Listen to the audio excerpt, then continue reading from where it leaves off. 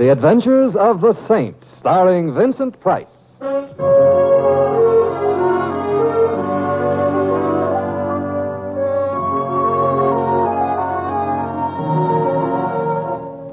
The Saint, based on characters created by Leslie Charteris and known to millions from books, magazines, and motion pictures. The Robin Hood of modern crime now comes transcribed to radio, starring Hollywood's brilliant and talented actor Vincent Price as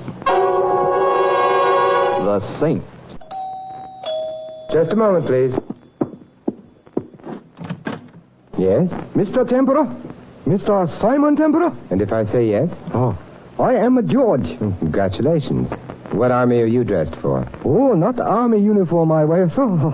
Chauffeur. You come? Huh? You come now? You want me to go somewhere with you? You are sure you are Mr. Simon Tempera, the saint? If I'm not, my old grandmother shouldn't have lied to me all these years. Then you come. Where? Did you not receive the call, sir? Even the most casual eavesdropper would have to admit it doesn't appear so. What call? Employer say, George, go to this number and get Mr. Tempera. Employer say, he called, so when I arrive, you know you come. No call, sir? No call. Who is your employer? Mr. Orlando Button. Him old man. He very afraid. Orlando Button. Art collector? And button galleries? Employer say, much trouble coming. You come help? Oh, what sort of trouble? We go now, yes? You go now, yes. My neck and I recently came to an understanding. Oh, your neck, sir? My neck. I promised not to stick it out again until I at least knew why it was going to be chopped at, and it, in turn, agreed to be a little more tolerant of starched collars. I am going to bed. Oh, no. You are coming. You know, with one swift gesture, you have given me 6 good reasons why I should go with you. Or does that revolver hold 8 bullets?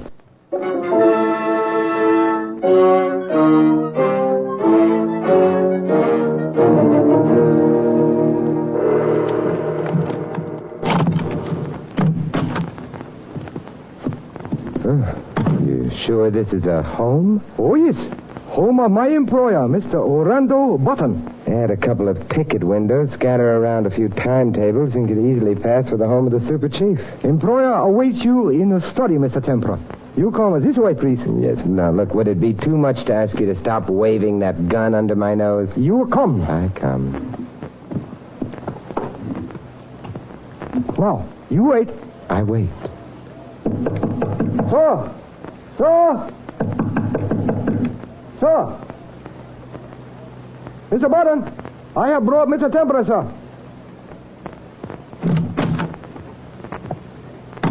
Oh, yes.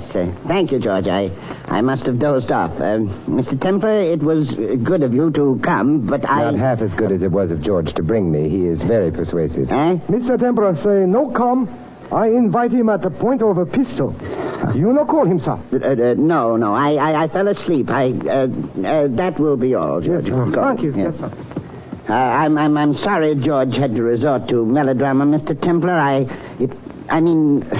Look, you'll forgive me, I'm sure. It's all a mistake. What's all a mistake? This incident. I never should have sent for you. My nerves. I'm a victim of my own imagination. Remarkable.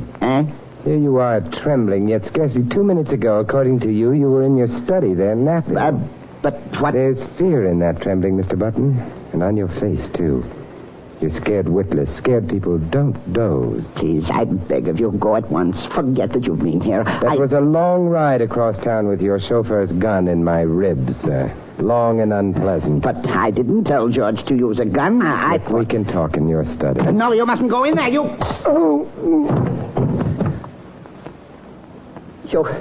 You shouldn't have done that. I tried to keep him out of here. I knew you didn't want him to see that. Why are you pointing that gun at me? What are you going to do?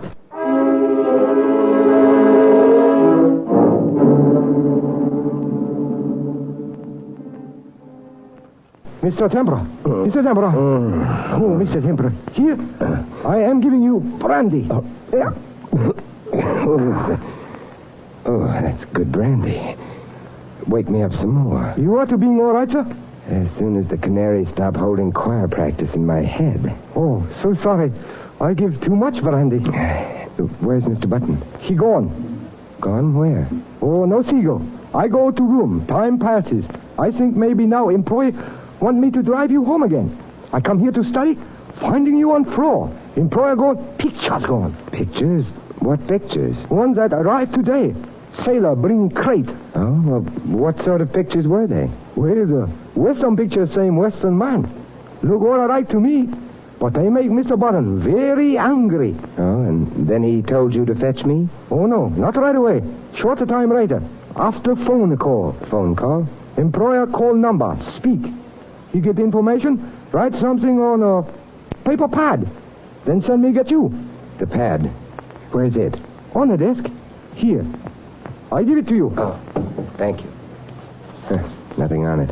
Maybe he tear writing page off. George, look, take your finger and dip it in the fireplace for me, will you? Keep it. Oh, too much brandy, too much. Go on. Now, please, do as I say. Get some ashes on your hand. Ashes? Yes, in the fireplace. Oh, yes, sir. Oh, ashes. Fingers are all properly dirty with ashes. Now, rub it on this page of the pad, Lightly, gently. Here, got another. Magic. Western magic. Known only to those few hardy adventurers who have dared to visit the forbidden city of Brooklyn. What will coming forth on a pad? A picture of Anime Wong. Holy mackerel. Look now, rub the ashes in a little harder, huh? There, that's it. What is words? No, Pikachu. Words that were on former page torn off. If Mr. Motto should ever need an assistant. That's enough now. Now, give it to me. S-T-I... Stiano. You know Mr. Stiano, George? Not knowing so. Stiano. S-T-U... No, Tuscany. The SS Tuscany. Oh, sounding like steamboat. Second thought, maybe Mr. Motto ought to be your assistant. Goodbye, George. Oh, you go? I go. I come. You stay. You go find employer? Yeah. Why? Look, I like you, George, that's why. I don't want you to lose your job, so I... Oh. That's a funny place to put a chair. Your chair belong over here. Oh, Mr. Tempera, you say I am to losing job? Why? We have a quaint saying in this country, George. Chauffeur lose job if employer lose life.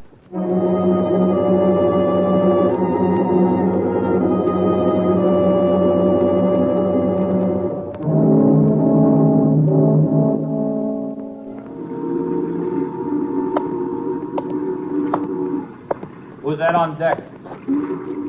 Who is it? Speak up. It's me, if that means anything. Muller, huh? Hey, you're late. I expected you... Hey, what is this? You ain't Muller. Name's Templar. All right, so the name's Templar. What are you doing aboard my ship? Looking? You a customs man? You the captain? Third officer. Captain went ashore. I'm in charge. Look, fella, you boys from customs already went over this vessel 3 times since we docked this morning. 3 times, eh? It's the usual procedure, isn't it? 3 times as usual, and each time so thorough the ship is practically dismantled? What goes, pal? Hey, you tell me. I don't know what you boys are looking for, mister, but I'll tell you here now, it ain't on board the Tuscany. This is an honest ship. Yeah, and I'm the captain of the Pinafore. You got a man named Stiano on board? Look, mister, Stiano's a good guy. One of the best men on this ship. He works hard, no complaints. He's loyal, efficient, a good all-around man. That's Stiano. Oh, you know him pretty well. Know him? I'm him. Well, I'm glad to meet a good, loyal, efficient, uncomplaining, all-around man. You know a man named Button? No. You say Button? Button, like in what one is sometimes told to do with one's lip. Button. Like in Button Galleries, Button? Yeah. I know about his art gallery, that's all. Oh, what about it? We hauled cargo from this voyage. A crate we picked up in Genoa. That's in Italy. Yeah, a crate filled with paintings, valuable and rare. Yeah, I seen them paintings. If they're valuable, then we're both the captain of the Pinafore. Oh, bad, eh? All I can say is phooey. What smog fails to do to the human eye looking at these pictures does. How many? 7. They were sent ashore? Yeah. Look, all I know is we're loading cargo in Genoa. A guy comes on with this here crate. He gives me a song and dance about taking extra special care of this valuable art so it don't get banged around like cargo sometimes does. That's all he asked of you. That, and also to deliver it after it cleared through customs. Deliver it? Where? To the guy it's consigned to, Dr. Weber at the Button Art Galleries. To nobody else, he says, just this here Dr. Weber, and I shall be handsomely rewarded. Well, were you? I'll let you know when Miller gets back. Hope he found the art gallery still open. Well, I'll tell you right now, he didn't. No? Then what did he do with... I'm inclined to think he brought it to the one man he shouldn't have brought it to. Orlando Button. Oh, and this guy in Italy says, make sure nobody gets it but this Dr. Weber. How about that for luck? A lousy mistake is going to cost me my handsome reward. You're getting it light, pal. That same mistake may cost Mr. Button his life.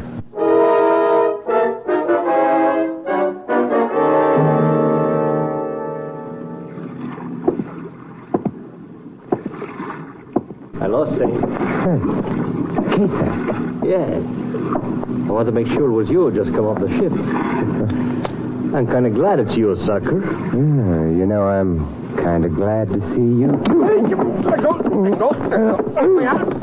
Now, let's see how good you are without the gun, you sucker.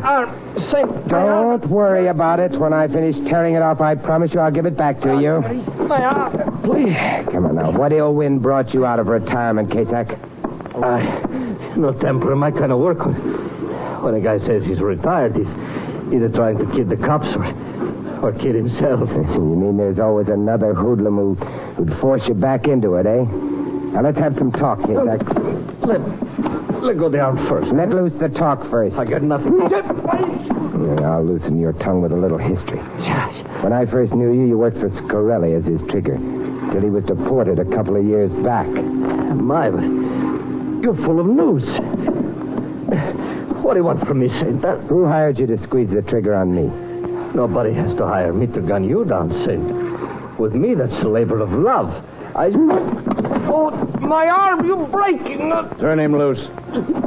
Hey, Kasak, either there's someone behind you, or you've developed a decided talent for ventriloquism. He's no ventriloquist, and I'm no dummy. Who are you? I'm just a man with a gun, and the gun is in your back. Turn him loose. He's loose. Oh, pal, you sure came along when I most Beat it. needed. Huh? The boss wants you. Get right over there. Oh, you gonna handle the sucker? I'll handle him. You beat it. Okay, pal. Okay. All right, turn around, Templar. Carefully, very carefully. Good. You did that very nicely. Yeah, I've been taking dancing lessons. It's too bad someone doesn't sell lessons in how to mind one's own business. From now on, you're keeping your nose out of this affair. It doesn't concern you. Clear? Like tapioca. Yeah, I get shanghaied by a fast-drawing Oriental with a gun.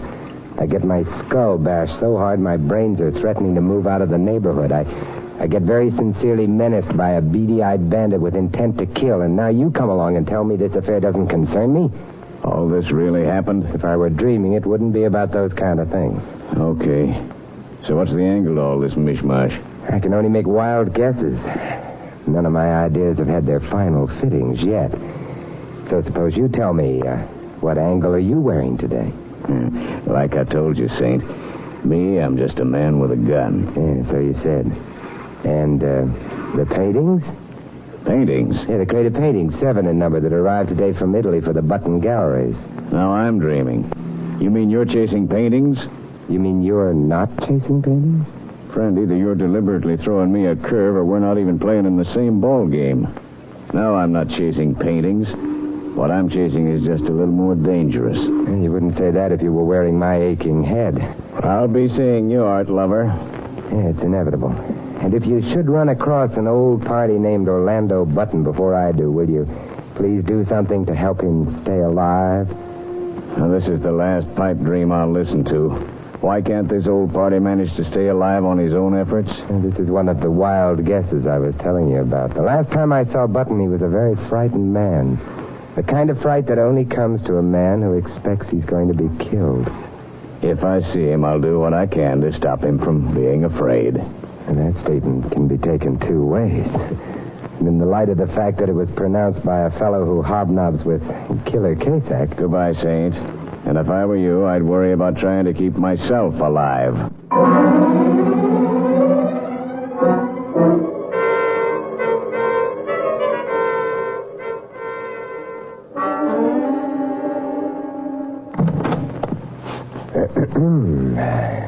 Good morning.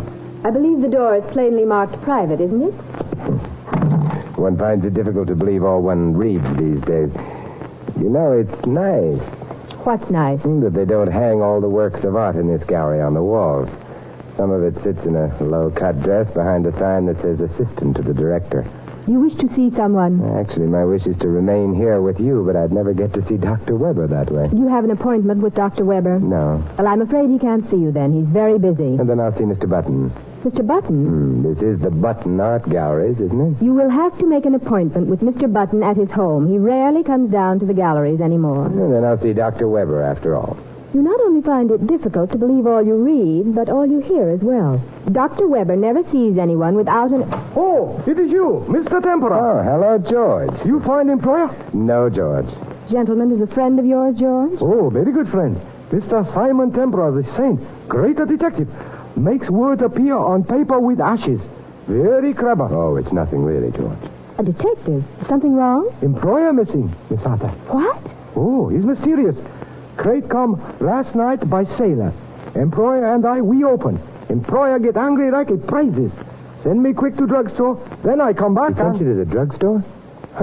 Look here, what's this all about? About a crate of paintings from Genoa for Dr. Weber. Paintings? We weren't expecting anything from Italy. Perhaps Dr. Weber was. I most certainly would have known if the director was expecting a shipment. And what's all this about Mr. Button? I wish you'd explain... Go see Dr. Weber. Maybe he likes mystery stories, too. Very well, Mr. Templar. This way. Thank you. Oh, Miss Arthur, I go Paris car now, yes? My car? Oh, no, George, you don't have to. But it's a Wednesday. Paris show car each Wednesday. That is why I come here. Well, you can pass it by this week, George. I haven't used my car much since the last time you gave it a bath and a polish. Okay, very well. I skip this week. Through this door, Mr. Templar. Oh, Lola, I'd like you to catalog that new... Oh, we have a visitor. This is Simon Templar, Dr. Weber. How do you do? How do you do, sir? Seems we have a mystery on our hands, Doctor. A mystery? Splendid. It was beginning to get a trifle dull around here. Won't you sit down, please? Thank you. There's nothing like a little mystery to brighten things up a bit, is there? Especially if you're one of those people who enjoys going to funerals, Doctor. Someone is... And let's just say that someone, when last seen, was terrified. And let's also say that someone hasn't been seen since. But who? Mr. Button. According to George, he's been missing since last night. I see. Mr. Templar, am I to understand that just because Mr. Button wasn't home last night, you are assuming that he's been murdered? Well, that is more or less the condensed version, yes. I believe the little verse goes like this. Don't make tragedies out of trifles. Don't shoot butterflies with rifles. It's just as foolish to make a trifle out of what might well be a tragedy. Perhaps I should give you the full-length version now, huh? Perhaps you should, Mr. Templar. A freighter arrived from Italy yesterday, the Tuscany from Genoa. It carried a small crate consigned to you, Dr. Weber, at the gallery here. But I received no crate. What was in it? Paintings, Doctor. And from what Stiano tells me, extremely bad paintings. But where are they, Doctor? Let's let these pictures speak for themselves. Where are they? I never heard of them until this moment. I wasn't even in town yesterday. You weren't? I was in Chicago, attending a fraternity convention. There was no crate of paintings delivered here to the gallery yesterday, Mr. Templar, I assure you. Oh, they weren't delivered to the gallery, Miss Arthur. The seaman who carried the crate in Stiano's place found the gallery closed when he arrived, so he did the next best thing, he thought. The next best thing? Yes, he had no way of knowing, of course, that old Mr. Button had more or less retired from business, leaving Dr. Weber in charge of his gallery. And so rather than lug the crate all the way back to the ship, he brought it over to the Button residence. Well, Mr. Button opened the thing up, curious to see what sort of stuff his gallery was buying these days, I suppose, and probably wished he was dead. I'm afraid his wish was granted all too soon. But why would anyone take the trouble to ship us bad paintings? That's what I wondered for a while, too. And that's what Button must have wondered, but not for long. He tumbled onto it practically at once. onto what, Mr. Templar? You're aware, of course, of the National Treasures Act, or whatever they call it in Italy, which prevents the export of great Italian works of art? Of course, we're aware of it. The Italian government has had it in force for years. They're perfectly right in not wanting our great works of art scattered throughout the world when it rightly belongs in Italy. But I still don't understand. The 7 paintings were over-paintings. Overpainting? Yes, surely you've heard of the technique of painting over an oil painting with gouache, with a water-soluble paint. On the surface, these pictures look like something not even a lumber company calendar would be caught dead with. Underneath, as Mr. Button found when George came back from the drugstore with materials to remove the paint, they found masterpieces by master artists of the Renaissance. What? You're sure? Yes, I'm sure. Several dozen of Italy's treasures have been missing ever since the war. The customs men tell me the Italian government had a tip that some had recently been shipped to New York. How or on what ship, no one knew. But, Mr. Button, what did he do when he... Well, being an honest man with a reputation of many years as a reputable art dealer, he was shocked. He sent his chauffeur to fetch me. When I got there, he told me he'd changed his mind. I can assume that Button had his mind changed for him at the point of a gun. Speaking of points of guns, what do you think of the point of this one? Hello, Kasek. How's your arm? It's sore, Saint. Very sore. But not as sore as your head is going to be when I throw some lead in it. What is this? That's exactly what the boss wants to know. What is this? Okay, boss, you come in now. Hello, Saint. Scarelli. You got a good memory for faces, Saint. It's been a lot of years. Who could ever forget a face like yours, Scarelli? It could win an ugly contest anywhere. The way this guy talks, Kazak, a guy would think you're holding an invisible gun. Doesn't make any difference that he can't see it, boss. He'll feel it as good as anybody. I demand to know the meaning of this intrusion. You're in charge of this joint. I am Dr. Weber, the director. And the dame? Miss Arthur is my assistant. You do all right by yourself, Fatso.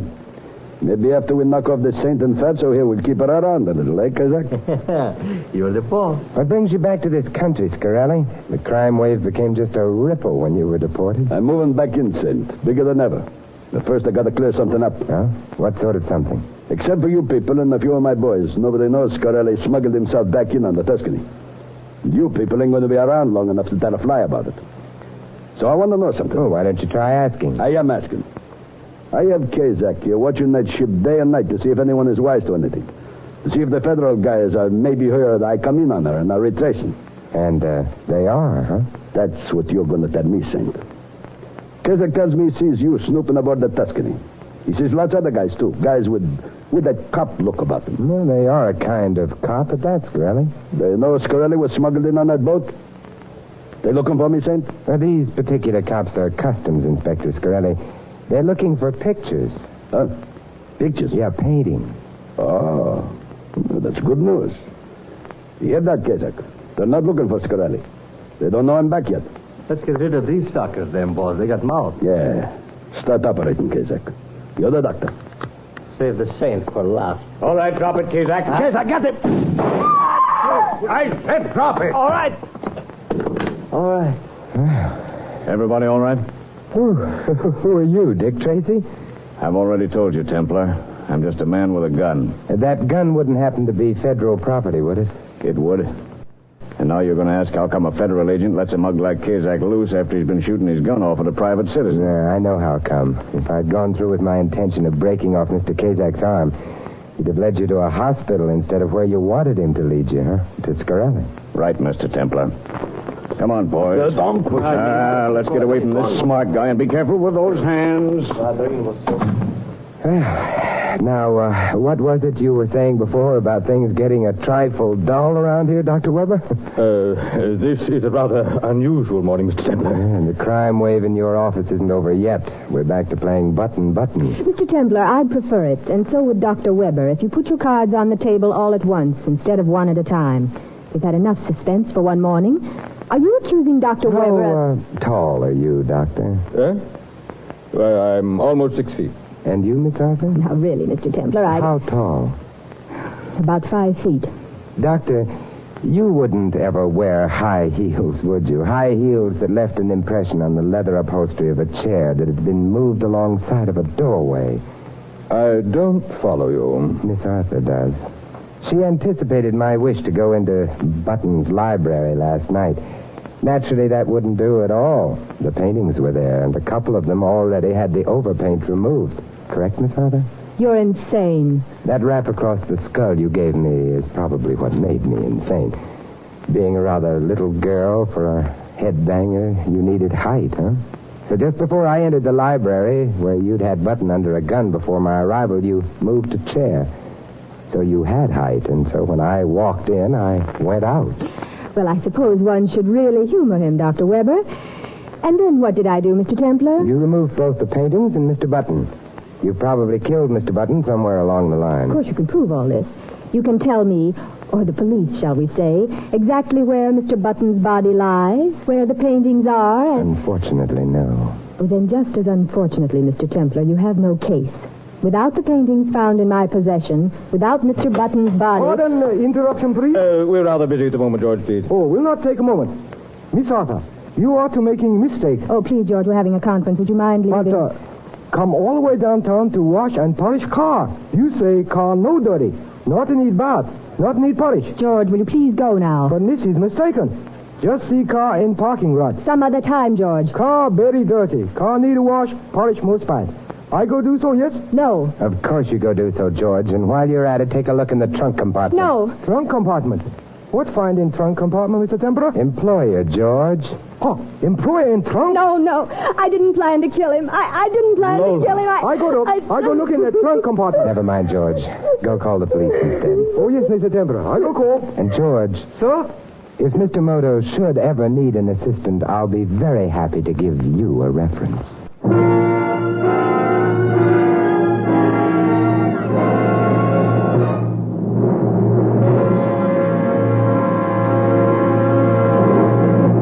You have been listening to another transcribed adventure of the Saint, the Robin Hood of modern crime. Now here is our star, Vincent Price. Ladies and gentlemen, in tonight's cast, you heard Mary Shipp as Lola and Charlie Lung as George. Ted DeCorsia was Scarelli, Larry Dobkin, Kazak. Fred Shields played Nash, and Ted Osborne, Dr. Weber. Barney Phillips was Stiano. This is Vincent Price inviting you to join us again next week at the same time for another exciting adventure of the Saint. Good night.